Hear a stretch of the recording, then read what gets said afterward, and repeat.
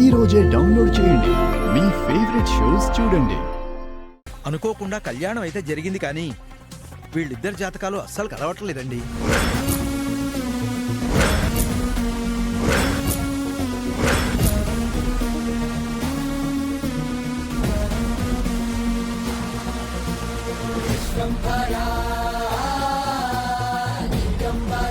ఈ దంపతులు ఇద్దరూ భార్యాభర్తలుగా కలిసి ఉండడం అనేది అసంభవం.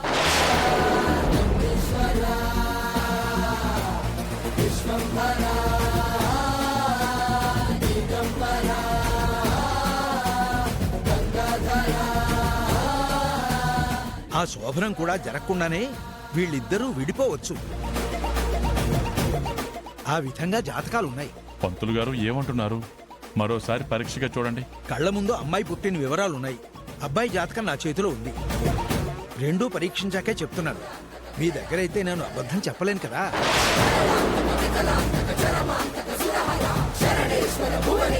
అదేంటి పంతులు గారు అలా అంటున్నారు? ఉన్న విషయం అయితే చెప్పాను, లేని విషయం కాదు. ఈ రెండు జాతకాలైతే పరమ విరుద్ధంగా ఉన్నాయి.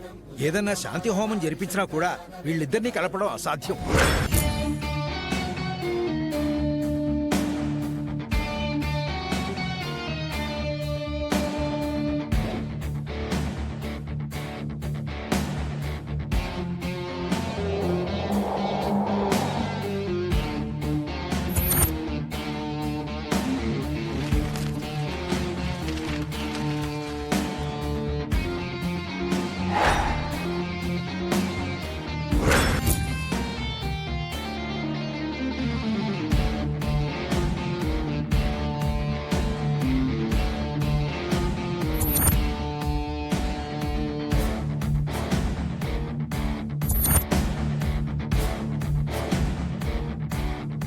ఇదేంటక్క, నీ డేట్ ఆఫ్ బర్త్ తప్పుగా రాసావు?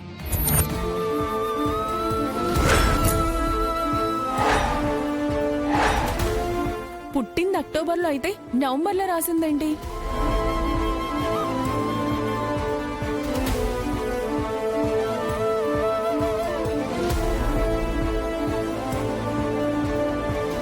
ఈ విజయశాంతికేమో వాడంటే ఇష్టం లేక అట్టా రాసినట్టుండాది. అదేంటి, నీ పుట్టినరోజు నీకు గుర్తులేదా? ఎందుకు తప్పుగా రాసావు? ఎందుకే ఉండదమ్మా, ఇష్టం లేకుండా నా అల్లుడు తాళి కట్టేసినాడు. వాడితో కాపురం చేయడం ఈ అమ్మకి ఇష్టం లేదు. ఇప్పుడు శోభనానికి ఏర్పాటు చేస్తా ఉంటే ఎట్టా తప్పించుకోవాలనా అనేసి పుట్టిన తేదీని తప్పు రాసినాది. ఏంటమ్మా ఇది? రాసిచ్చేటప్పుడు ఒకసారి చూసుకోవాలి కదా. ఒక్కరోజు కాదు కదా, ఒక్క క్షణం మారినా సరే జాతకాలు మారిపోతాయి. అదేంటి, నువ్వు జాతకం తప్పు రాయాల్సిన అవసరం ఏంటి? ఏ శోభనం అంటే నీకు ఇష్టం లేదా? అతనితో కలిసి బతకటం నీకు ఇష్టం లేదా? అందుకేనా తప్పుగా రాసావు? ఉండండమ్మా, తను ఎందుకు రాసిందో కనుక్కోండి. పొరపాటు జరిగి ఉండొచ్చు కదా. మీకు మీరు అన్నీ మాట్లాడేసుకుంటే ఎలా? ఏమ్మా, ఏమైంది? నీ పుట్టినరోజు నీకు గుర్తులేదా? అయ్యో, అదేం లేదండి. అక్టోబర్ 11 అయితే నవంబర్ 10ని తప్పు రాశాను. అలా పొరపాటున తేదీ నెల తేదీగా మారిపోయింది. గబాలన జాతకం అడిగేసరికి ఏదో తప్పుగా రాసింది. దానికి మీరందరూ ఇలా మాట్లాడితే ఎలాగమ్మా? మా ఎన్న మహారాజు కాబట్టి నమ్మేస్తుండాడు, కానీ ఈ పిల్లైతే కావాలనే రాసుండాది. పంతులు గారు, ఇప్పుడు జాతకం ప్రకారం చూడండి. ఎందుకులేనా, ఈ అమ్మికి ఇష్టం లేనట్టుండాది. మళ్ళీ ఇవన్నీ అవసరమా? నువ్వు ఊరుకో అమ్మా. ప్రతి దానికి కోపడితే ఎలా? తప్పు చేసిన దానికి కోపడి, పొరపాటు జరిగిన దానికి కోపడితే ఇంక అర్థమే ఉందమ్మా. పంతులు గారు, మీరు జాతకాలు చూడండి. అలాగే.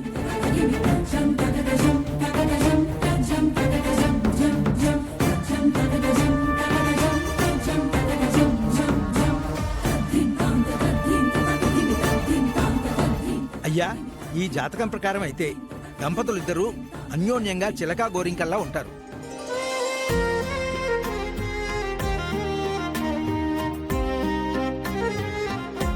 ఈ శుక్రవారమే దివ్యమైన ముహూర్తం ఉంది.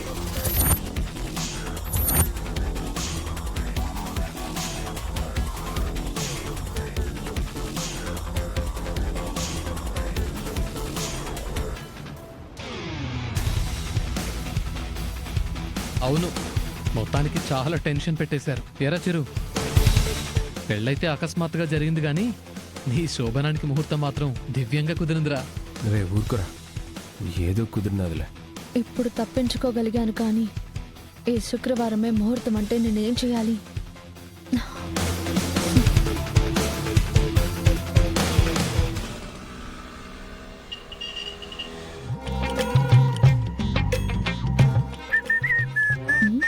ఏయ్, నువ్వేంటి ఇక్కడ? ఏంది నేనేంట? ఇది నా రూమ్. నేను డ్రెస్ మార్చుకోవాలి, బయటకు వెళ్ళు. నేను కూడా డ్రెస్ మార్చుకోవాలని వచ్చుండా. నువ్వే బయటికి పో. పో. Ladies first. అవును, లేడీస్ ఫస్ట్, నువ్వు కాదు కదా. హా? రే కోట్రు, ఎలా కనిపిస్తున్నాడ్రా నీకు? ఏ మీటరు, మెడలో తాళి కట్టిన భర్త నేను. కాస్త గౌరవం ఇవ్వు. నీకేంట్రా గౌరవం ఇచ్చేది? కోట్రు కోట్రు కోట్రు. ఏ మీటర్ మీటర్ మీటర్, పోయే బయటికి. నేను డ్రెస్ మార్చుకోవాలా? నువ్వే పోరా కోట్రుగా. బాబా, పని మీద వెళ్ళేటప్పుడు చిరాకు పెట్టించినావు అనుకో, నాకు నిండా కోపం వచ్చేస్తుంది. నీకు పని మీద వెళ్ళేటప్పుడే కోపం వస్తుందేమో, నాకు నిన్ను చూస్తేనే మండిపోతుందిరా. బయట బకెట్లో నీళ్లుంటాయి, పోయి మీద పోసుకో, చల్లారిపోద్ది. హ? ఓమే సాలుగానే కాతలు పడతా ఉండవు. హ? రే రే, లేడీస్ ఉన్నారన్న కామన్ సెన్స్ లేదా నీకు? ఎవరుండారేడా? ఉంటే గింటే నా బ్యాండ్లో నువ్వే కదా ఉండవు. రే నిన్ను. ఆ, ఆ, ఏంది? చెప్పేంది? ఏ ఛీ, ఛీ, ఛీ.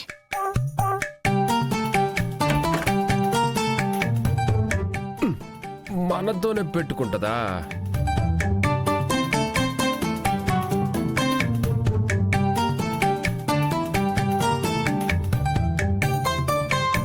ఏమ్మా బయటున్నావేంటి? లోపల ఎవరన్నా ఉన్నారా? ఆ, లేదండి, మీ అబ్బాయి నన్ను బయటకు వెళ్ళమని పంపించి తలుపేసుకున్నారు. బయటికి వెళ్ళమన్నాడా? ఎందుకు? ఏమో నాకేం చెప్పలేదండి, బయటికి పంపించి మొహం మీదే తలుపేశారు. ఏయ్, మళ్ళా ఏమై ఉండదు నీకు? రేయ్, చెప్తా నీ పని.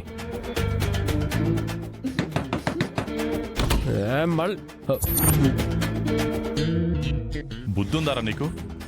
కట్టుకున్న భార్యను బయటికి పంపిస్తావా? నీకోసం ఆ అమ్మాయి ఇంటికి వచ్చి తప్పు చేసిందిరా. ఇష్టం ఉండి కట్టావో ఇష్టం లేక కట్టావో, మొత్తానికి ఆ అమ్మాయి మెడలో తాళి కట్టావు. ఆ తాళిని గౌరవించి ఆ అమ్మాయి ఇంత దూరం వచ్చింది. తనతో ఎలా నడుచుకోవాలో కూడా తెలియదా నీకు? ఆడపిల్లలతో పద్ధతిగా ఉండడం ఎప్పటి నుంచైనా నేర్చుకోవాలి. ఇప్పటిదాకా నువ్వు ఎట్లా ఉన్నా అడిగేవాళ్ళు లేడు. కట్టుకున్న భార్యతో కూడా సరిగ్గా లేకపోతే ఎలారా? కాస్త బుద్ధుండక్కర్లే? సరే, పొరపాటు అయి ఉండదు.